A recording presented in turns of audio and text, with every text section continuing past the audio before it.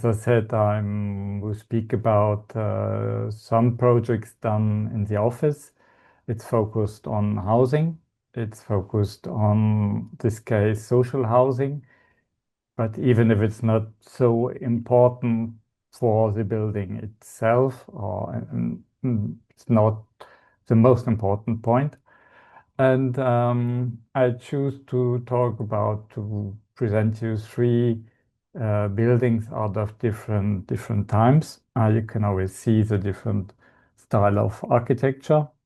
And so let's see, let's switch to the next page. Okay, as I already said, the office I'm working in and which I founded, it's mostly in the moment working in France. We did some studies abroad and we sometimes go abroad with the University of Paris La Villette. Generally, we always worked on existing buildings. It was mostly housing, sometimes also public buildings which have other uses. And so we work a lot in the region of Île-de-France, or as you would say, maybe Greater Paris region. It's it's a big area with about 2 million inhabitants and many buildings which have to be made fit for the future. So there is generally enough to do for us, but we have occasions we also go to out of this Paris region, and at the moment we focus a little bit more to the eastern part of France, which is the shared region with Germany, and where's also the Karlsruhe, the KIT. So I will present three buildings. You see the map. You see the part which is Paris, which two ears, which are the great parks, Bois de Vincennes and Bois de Boulogne. They are inside of the administrative area of Paris. So we have one building, which is the one number one, which is built about 1900, 1905. I simplified a little bit.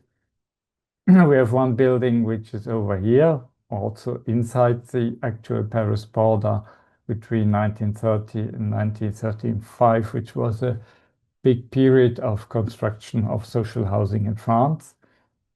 And then one which is here in the southeast, which is a later period from the typology, maybe a little bit closer than to the east, to the typical East European mass housing buildings, a concrete structure, which has been built between 1970 and 75.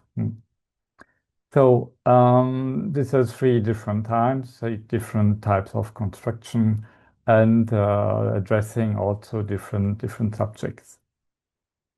So when I come to the first one, which is in Rue de Montcenis, in the 18th arrondissement of Paris, as you see the picture, it's a typical Parisian structure. As you see it, the roads are aligned with the buildings. The buildings all have this gray metal roofs. It's zinc. I don't know the English word for this. It's this metal which is very typical for Paris.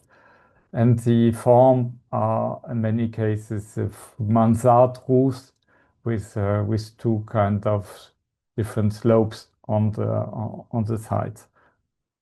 You see it's also on this facade a great harmonious structure.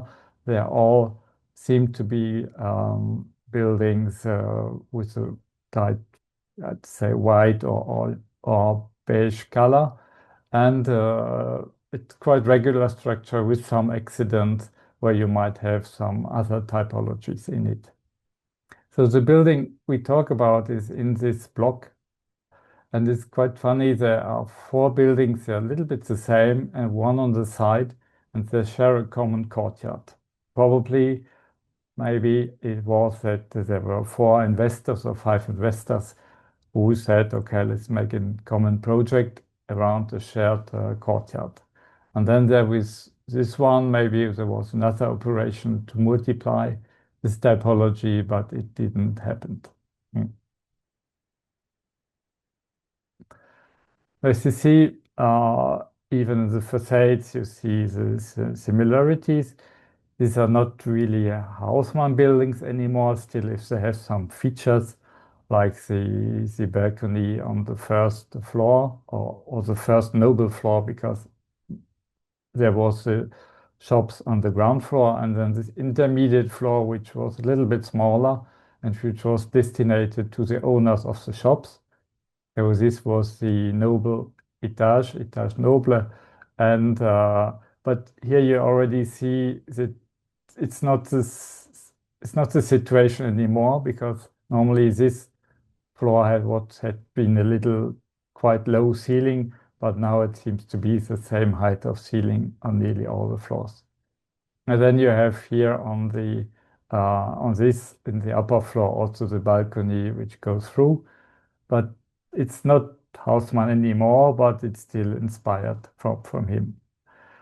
And you see these three buildings, how they have the same style. They have some slight different appeals. They not have the same heights in not exactly the same horizontal heights, but they have been done by the same architect. And if you look on the four buildings here and the courtyard, you all see this wish to have a very harmonious structure. And you also see it's like typical Paris, very dense. The courtyard is quite small, which you can also see in the sections.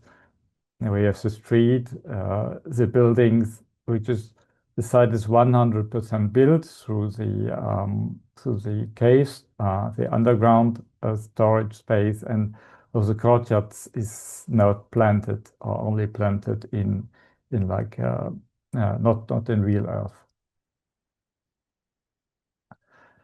So how does it look inside? Let's say first. It wasn't always a social housing. It was, let's say, a bourgeois building more.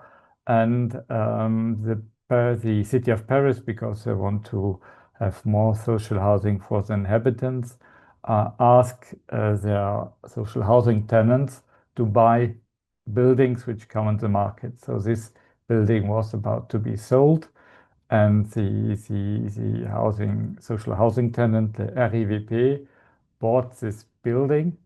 And in this case, when they buy it, they do a general, let's say, modernization, which doesn't mean you change everything, but you change what you have to do so that the client has a building which works without major problems for the next 30 years. So they bought it about 3 or 4 years ago. And you see here's the name of the architect. There's a French law where it said the architect can have his name on the facade. So on the older buildings and even on the more modern one, can always find the architect. And the architect had this typology to have kind of entry with some flower colored, how do you say, tiles. And here you also see the interior, which had a certain kind of decoration, and then some kitchens which are still maybe from the 70s, which haven't changed since the 70s, 80s. So our task was to look through and to modernize this building, but it's not empty. So it's about half of the apartments which might be empty. And so half is the tenants who stay in. So if the LVP buys the building, either the tenants can leave or they can have a new contract and becomes a social housing. So you see here the ground floor map, the shared courtyard. There are two shops here on this part and this part. Very small entry and very few space for common uses. So if we try to have bicycles, we maybe manage to get four, and then the garbage. So it's very tight. There's not much space inside. And on the upper floor, we have generally 3 apartments by floor. One and two courtyards, the big shared courtyard and the very small one, which is also shared, but doesn't have the same quality as this one. So what we are working on is mostly the bathrooms, the kitchens, which are very often outdated, and the whole vertical infrastructure like the ventilation, the wastewater, the fresh water, which has been integrated in the building, and which are the most like the work with the most impact on the tenants, because all this how do you say, this vertical structure shouldn't deviate; they have to be straight. Mm.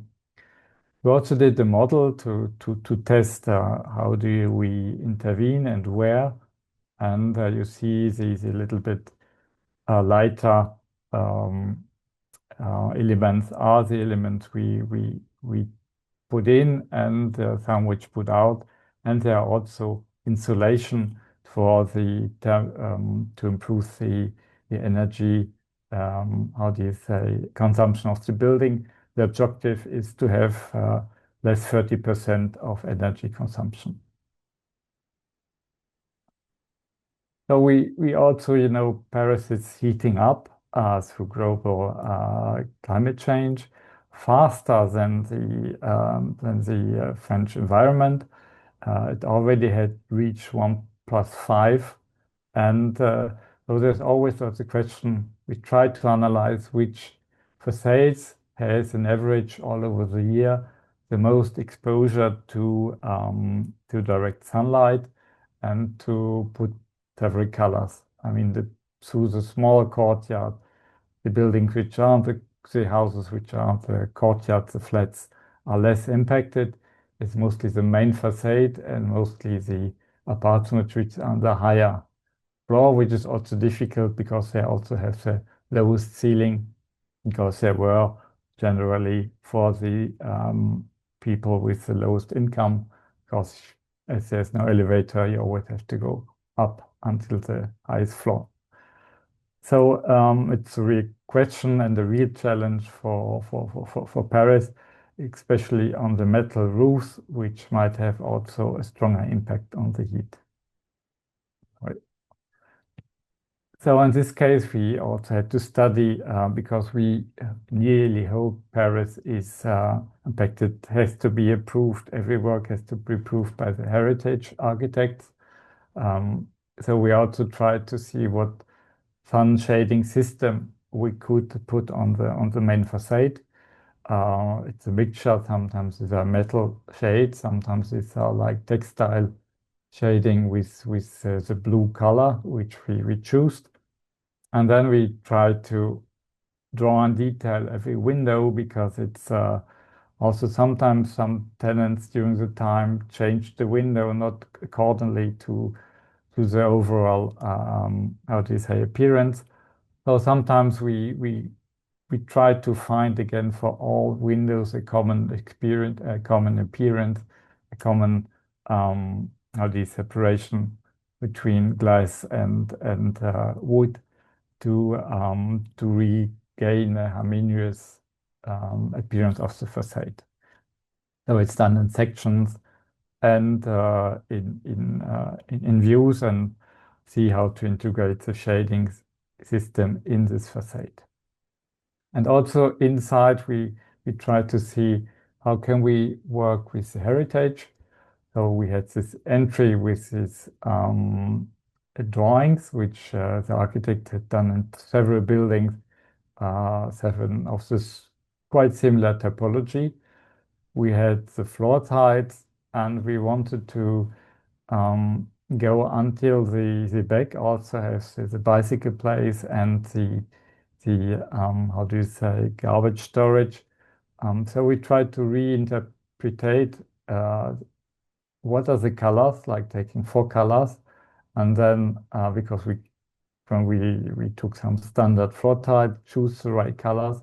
And the idea is, if you go in the building and you go through until the bicycle place and the garbage, you have the same colors which are on the soil. Because here before, was an apartment which is going to be transformed. So the wood floor will be used to repair floors on the upper, the floors on other apartments, and on the ground there will be these tiles, which has a similar color structure as the one in the entry. So this is the materials, the new materials that we introduce in this building. So it's a building which the most challenging is maybe the heritage, because it's a valuable, it's a nice building, and it's in a row of the street facade which is valuable, and so it's the challenge to introduce there also a new I would say floor plans and technical infrastructure. The next one is this built in 1935. It's in an area which has been heavily restructured. You see here the image must be around 1900. If you see, it's a structure, a lot of small buildings, and very densely built. And it was, how do you say, not shady township, it would be a little bit exaggerated, but many buildings were in a very bad shape. And in the 70s, 80s, they had another approach than today, and they destroyed heavily destroyed heavily some of these blocks. As you see, this part has been nearly totally disappeared. There is now a park, there is now another typology of housing, which are not these small ones. So this atmosphere, which you saw here in of this Rue de Amandier, had completely disappeared in this area. You only find punctually some of the old structure. So only the form of the street survived, and our small building. It's a typology which is called HPM, Habitat Bon Marché. It means that the rent was lower, it was destined for workers, and in this time between 1920, between the two world wars, there were thousands of this building built in Paris. Every time with this brick, might be red, might be a little bit yellow. And it was the first concrete structure, a concrete grid with concrete slabs, and then filled out with bricks. The cheaper bricks were on the on-side, and on the outside, a little bit more expensive bricks. So this is not the same building, but you see a little bit the way of building it. And it's quite important part of the heritage in Paris. There are many people who live in this typology, which has been mostly built on the outskirts, on the border of Paris, but sometimes also in the inside. So this building is social housing since the beginning. There's some interesting expression on the facade. It's more geometrically. Inside, it's much poorer than the building we saw before. It's much more functional. And you see also some tenants are in there since a long time. There's not much movement in social housing in Paris. If you got one, you mostly stay in because it's very advantageous. It's much cheaper than the private market. So here again, the problem is always the technical infrastructure, which is not there anymore. Questions of security, need of fire, or other points, and thermal insulation. So here you see the ground floor. It's a building with two staircases. You go in here. You have a connection through how do you say, couloir, and you go up. So on one of the staircase, you have always two apartments. one room apartment, one two rooms apartment. On the other staircase, there are three. Mm. So you have five, how do you say, rows of apartment. Mostly the kitchens and the bathrooms are on the side of the courtyard. Only this angle typology has very small bathrooms on the side of the main facade. So you ought to see the connections, the sections is a bayonet, it goes like this, the connection between the courtyard and the public space through the entry. And so our idea was also, because it's very densely built, like the first building, and the client also asked to put some plants in the courtyard, which is a little bit dark, but still we think we can manage, and to have a terrace here on this part, which is accessible for the tenants, and where there could be some green space, and you have a very nice view on Paris because the building itself, it's on the little high point. So in the moment we also have many telephone, how do you say, mobile phone antennas because it's a high point on the roof. So to try to find something about how to design the interior, and it's mostly about the floor tiles and the wall tiles. My colleague developed a kind of mixture of colors which he took out of the environment because there's a park, there's certain typology of trees, and outside, directly out of the buildings, there is how do you say, a public building, which is a Conservatoire de la Musique. It's a kind of music school and dance. And so we took this color to develop the schemes for the apartments. But as I said, the most difficult thing is mostly to make it fit on the level of technical, how do you say, needs. It's more the extraction of air because the bathrooms at the time had no air extraction. They opened the windows or that other systems, which doesn't work so well anymore today because the users have changed. So we always have the client asks to put in a mechanical extraction, which are like tubes about 300 millimeters, 300 millimeters. So they need some space and they have to be for fire insulated. So this has to go straight through all the apartments. You also have then everything which is linked to heating, everything which is linked to wastewater, to fresh water, and to electricity, which has to go straight through the apartments. And again, all the apartments today are occupied by tenants. And one point which we saw, like, as I said before, the urban area had been heavily restructured. So historically, the plots were like this. There was one here and here. And what happened through the time, they demolished all buildings which were here to make the park. They demolished buildings which happened here, and they created a new street, or a small street. So this gable wall, which had been normally not exposed, which has been in connection with another building, got exposed and became a facade.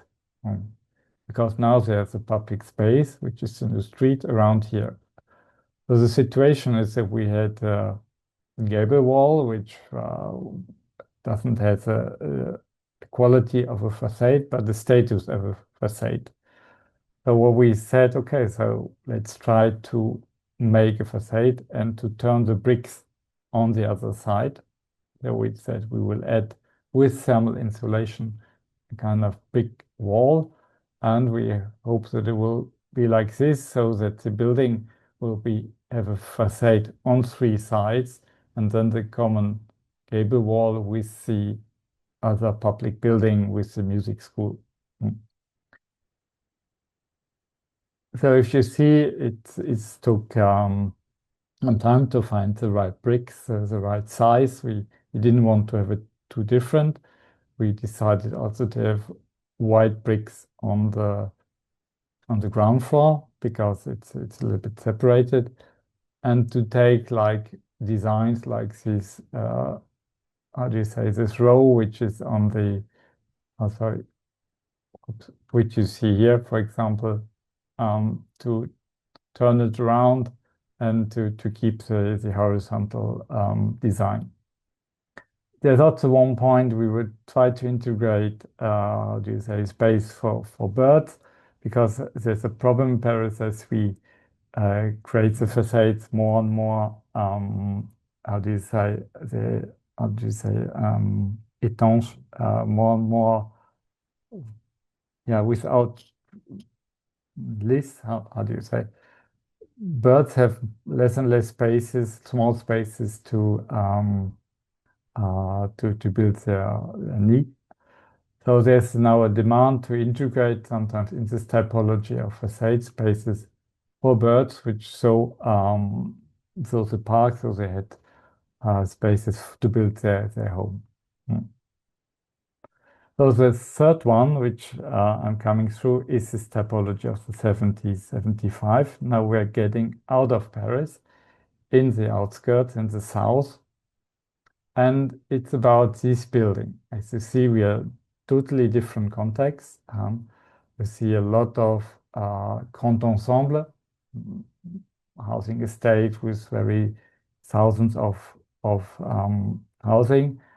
Then another typology, which is here, which is later one, and the typology of individual housings here. So we were commissioned to work on these buildings, these 5 towers. As you see, they are part of the typical buildings of the 70s, where there came the RER, the suburban train. They built a train station, and all those fields of agriculture have been transformed in a really big housing estate.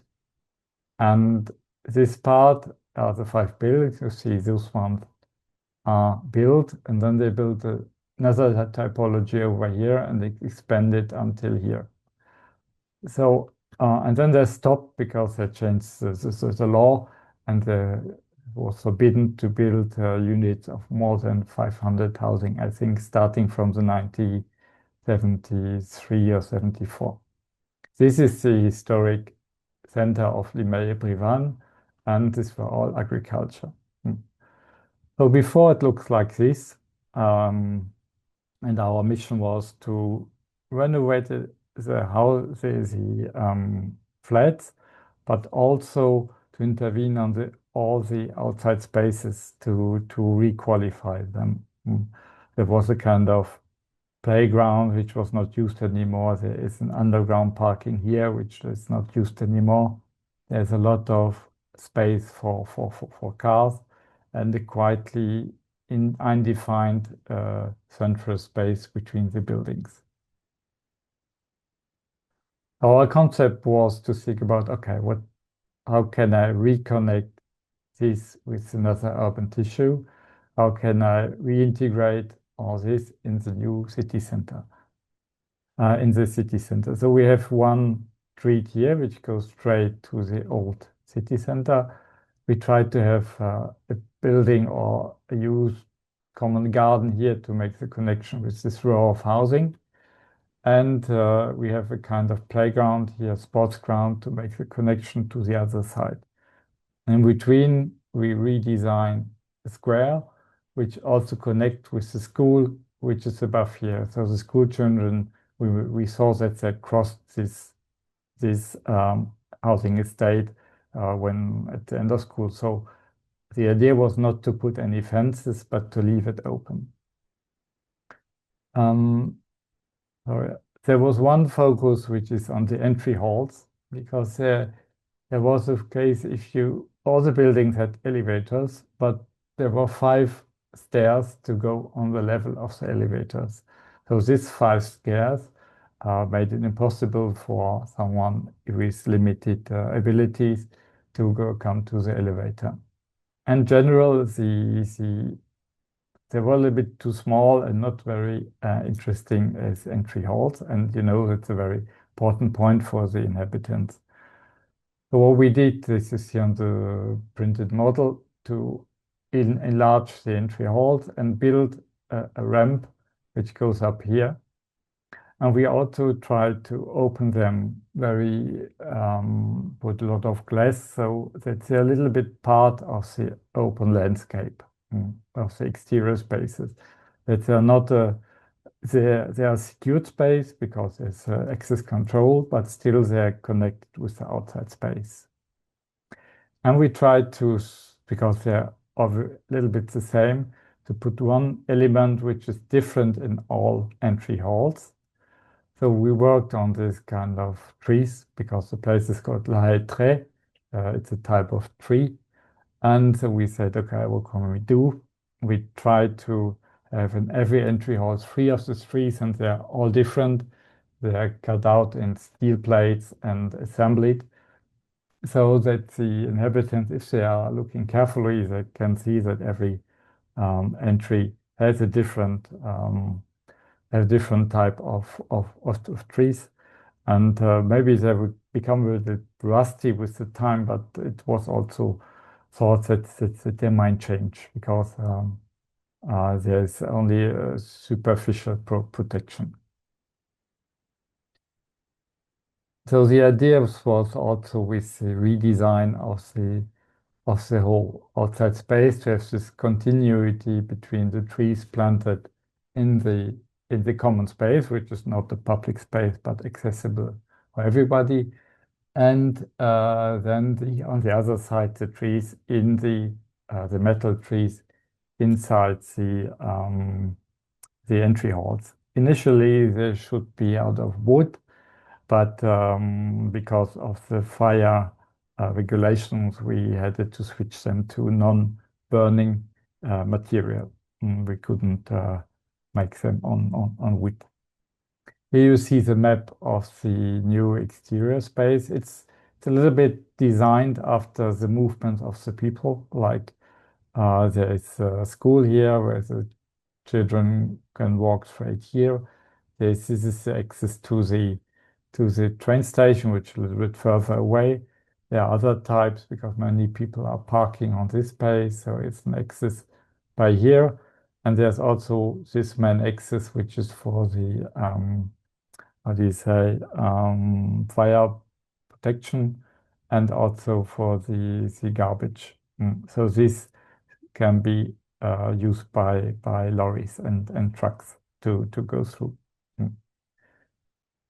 We also worked, we tried to work with the inhabitants to see before designing. So the landscape architect did the kind of game where we have the plan and we could discuss with the inhabitants where to put the different services, bikes, plants, banks, playgrounds, where could it be, and what were they looking for. And during the construction site, the construction company also worked with some children so they could participate on the plantation of the open spaces. And one point which was also important was effectively the question of rainwater. It's as in all regions, also in Paris. In Paris, you see it's too densely built. Infiltration, it's very difficult when you just have a small courtyard and could even be difficult for the foundation. It could change the structure of the soil. Here we are in much open space, and the idea was to disconnect the whole completely from the canalization on the level of rainwater. So before the rainwater was coming on the roofs of the buildings and on the open spaces, and it went very quickly in the canalization. So we tried to disconnect the whole thing. Once on having this kind of rainwater gardens, which are connected in between. So there's a high point and here somewhere was a low point. I think this one was the low point, or this one. So if it starts to fill up and it starts to be more or less, I would say 15, 20 centimeters, it goes in the next one, it goes in the next one, it goes in the next one. And only in very rare cases when there would be an incredible amount of rain, then there is a point where it goes in the public canalization network. We also deconnected the roofs, so the roofs can also go in this kind of rainwater, how do you say, bassin, rainwater gardens. And here you see, after strong rain, it stays a little bit like this, not very long, maybe a day, and then the water is infiltrating in the soil. So we see it works. So I gave you this small overview. These are all now in the categories of social housing. Sometimes you have typology which indicate that it could be social housing. Sometimes it's differently. It's also the city of Paris has a policy. They don't want that you see the difference because for them it's housing and housing should have equality, and there's no reason why social housing should be different than private housing in quality. In the outside, we were not in the city of Paris anymore. It's a little bit different. It's a question of financial means. And so our objective, what we try is always to make them fit for the 30 years to come. It's our job. And to try in a certain times to integrate the specificity of the buildings. And as there's a lot of pressure on the market of social housing, they are always with the inhabitants in the housing. So they're not empty buildings. And every time when we do the work, there might be a flat empty, but mostly we have to work with the inhabitants. Maybe they have to leave their apartment for 3 days, maybe for a week, but mostly it's not more. So they have a flat where they can stay during the day or during the night, but mostly after 3 or 4 days, they will reintegrate their housing. There are problems with asbestos, for example. There are other ones, but this is globally the approach. Other tendency as reuse of materials, which is globally very important, and I think also in Paris. Heat is a very important thing because we still have more people who are dying during the summer months than usually. It's mostly also elderly people who are impacted. And yeah, when we have the chance to have exterior spaces, it's like planting as much as we can and infiltration of rainwater. Thank you.